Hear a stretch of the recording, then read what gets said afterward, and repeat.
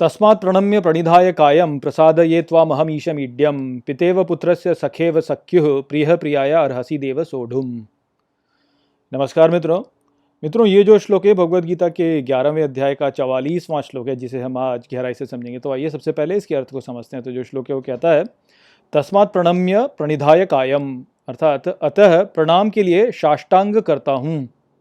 प्रसाद ये त्वाम अहम ईशम इड्यम, अर्थात प्रसाद के लिए आपके मेरे ईश प्रार्थना के योग्य। पितेव पुत्रस्य सखेव सख्युः, अर्थात पिता जैसे पुत्र के लिए, मित्र जैसे मित्र के साथ। प्रियः प्रियाया अर्हसि देव सोढुम, अर्थात प्रिय जैसे प्रियतमा के लिए कृपा क्षमा करें हे देव। तो यहाँ पर अर्जुन कहते हैं श्री कृष्ण से कि मैं आपके सामने साष्टांग प्रणाम करता हूँ और आपसे कृपा मांग रहा हूँ, आपसे क्षमा मांग रहा हूँ। और जिस प्रकार से पिता जो होता है वह अपने पुत्र को क्षमा कर देता है, या एक मित्र जो होता है वो अपने मित्र को क्षमा कर देता है, या जो प्रेमी होता है वह अपनी प्रिय को क्षमा कर देता है, ठीक वैसे ही आप मुझे भी क्षमा कर दें, अपनी क्षमा की कृपा आप मुझ पर करें।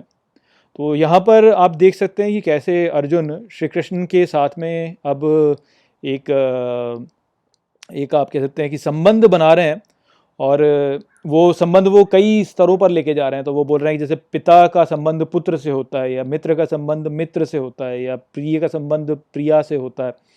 तो इस प्रकार के सभी संबंधों को वो यहाँ पर सामने लेकर आ रहे हैं, और वह श्री कृष्ण के साथ में इन सभी संबंधों को जोड़ने का प्रयास यहाँ पे कर रहे हैं। तो ये जो प्रयास है ये वास्तव में एक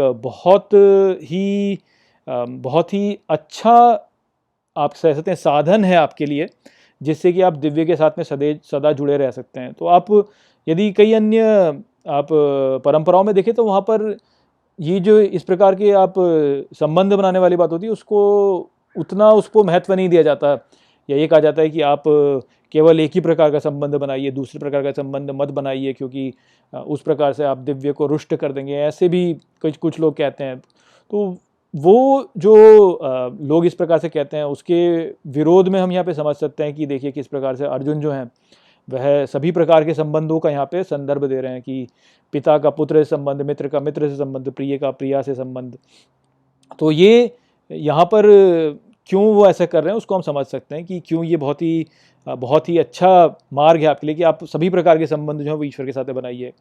क्योंकि देखिए होता क्या है कि आप अपना जब जीवन जी रहे होते हैं तो आप अपने प्रियजनों के साथ में ही अपना जीवन जीते हैं। आपका जो समय होता है, जीवन का जो भी समय होता है, उसका अधिकांश समय आप अपने प्रियजनों के साथ में ही व्यतीत करते हैं। या तो अपने मित्र के साथ में करेंगे, या अपने परिवारजनों के साथ में करेंगे, या अपनी पत्नी के साथ में करेंगे, या अपने बच्चों के साथ में करेंगे। तो इन्हीं लोगों के साथ में आप अपना संबंध जो है वो बनाते हैं और समय भी व्यतीत करते हैं। अब इन संबंधों के साथ में यदि आप दिव्यता को जोड़ दें तो आप दिव्य के साथ में सदा जुड़े रह सकते हैं।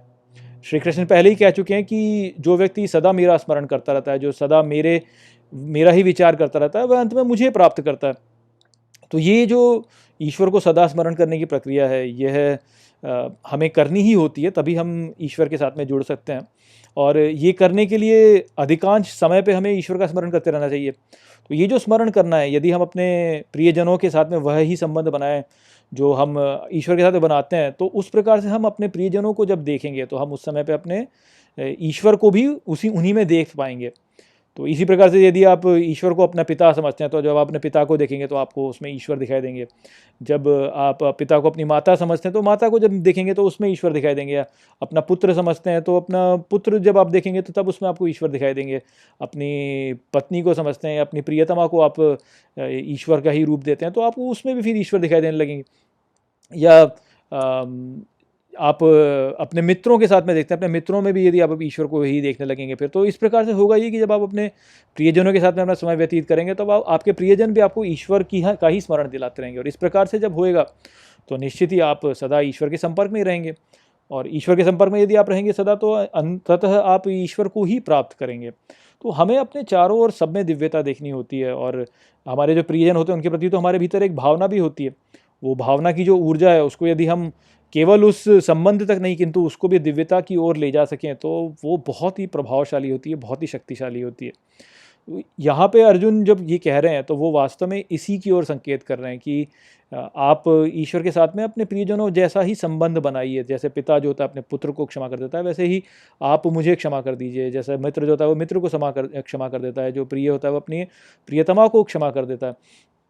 तो ये जो सभी संबंध हैं, ये सभी संबंध जब आप बनाएंगे तो निश्चित ही आपको फिर सभी में ईश्वर दिखाई देने लगेंगे। तो ये प्रक्रिया जो है ये बहुत ही प्रभावशाली प्रक्रिया। और यदि कोई आपको ये कहता है कि नहीं आप ईश्वर के साथ में केवल एक ही संबंध बना सकते हैं, तो वो फिर सीमित करना हो जाएगा कि फिर आप जो हो केवल एक ही में देख पाओगे ईश्वर को, सब में नहीं देख पाओगे।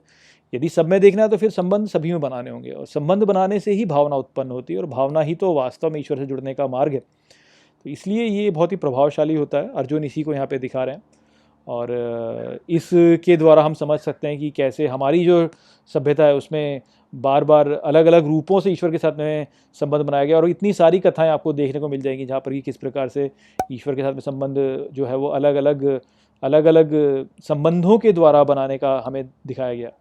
तो वही संदेश यहाँ पे था। आशा करता हूँ कि मैंने इस श्लोक को आपको अच्छे से समझा दिया होगा। चलिए इसी के साथ इस वीडियो को यहीं पे समाप्त करते हैं। नमस्ते।